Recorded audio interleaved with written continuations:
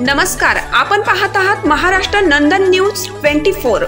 बातमी आशीची बदल घडवेल। ओढा गावात चोरी करणारे 3 चोरटे जेरबंद। 1,81,000 किमतीचा मुद्देमाल हस्तगत। गुन्हे शाखा युनिट 1 ची कामगिरी।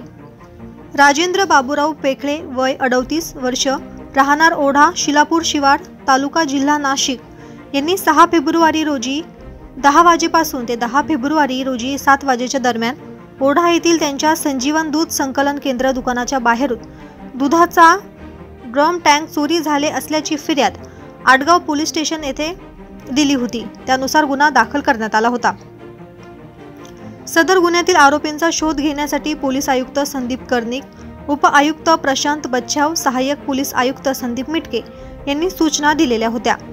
त्या अनुषंगाने गुन्हे शाखा युनिट 1 चे पोलीस अधिकारी आणि अंमलदार या गुन्ह्याचा समांतर तपास करीत असताना तात्काळ गुन्हा घडले ठिकाणी भेट देऊन तेथील आजूबाजूचे सीसीटीव्ही फुटेजची पाहणी केल्यानंतर त्या अनुषंगाने सदर चोरी करताना मालवाहू वाहन वापरले याबाबत माहिती मिळाली। त्या अनुषंगाने आरोपीचा शोध घेत असताना पोलीस अंमलदार मुख्तार शेख यांना गुप्त बातमीदारामार्फत खात्रीशीर बातमी मिळाली की सदर दाखल गुन्ह्यातील चोरीस गेलेला दुधाचा डम टँक हा दत्त चौक अंबड लिंक रोड येथे विक्रीकरिता महिंद्रा जितो प्लस या गाडीमध्ये भरून येणार आहे अशी माहिती मिळाली। सदरची माहिती वरिष्ठ पोलीस निरीक्षक मधुकर कड यांना दिली।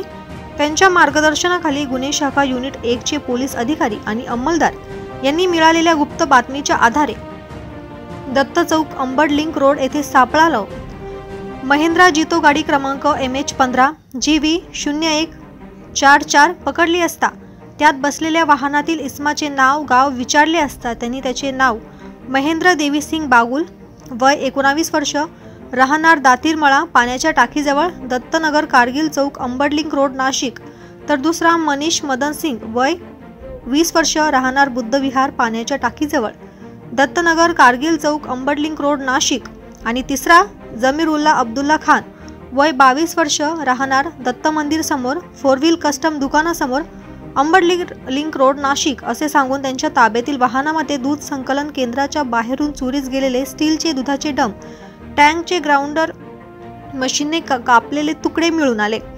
त्याबाबत संशयित आरोपी यांच्याकडे विचारपूस केली असता त्यांनी गुन्हा केल्याची कबुली दिल्याने सदर गुन्ह्यात वापरलेले वाहन, ग्राइंडर मशीन आणि डम टँकचे एकूण 22 लहान मोठे आकाराचे तुकडे असा एकूण 1,80,000 रुपये किमतीचा माल हस्तगत करून गुन्हा उघडकीस आला आहे। संबंधित 3 आरोपींना जप्त मुद्देमालासह पुढील तपासकामी आडगाव पोलीस स्टेशनच्या ताब्यात देण्यात आले आहे। सदरची ही कामगिरी पोलीस आयुक्त संदीप कर्णिक, पोलीस उपायुक्त प्रशांत बच्छाव, सहाय्यक पोलीस आयुक्त संदीप मिटके यांच्या मार्गदर्शनाखाली गुन्हे शाखा युनिट 1 चे वरिष्ठ पोलीस निरीक्षक मधुकर कड, सहाय्यक पोलीस निरीक्षक हेमंत तोडकर, पोलीस उपनिरीक्षक श्रीवंत, पोलीस हवालदार योगीराज गायकवाड, रमेश कोळी, देविदास ठाकरे, महेश साळुंके, नाझीम पठाण, रोहिदास लिलके, मुख्तार शेख, अमोल कोष्टी, किरण शिरसाट यांनी संयुक्तरित्या केलेली आहे।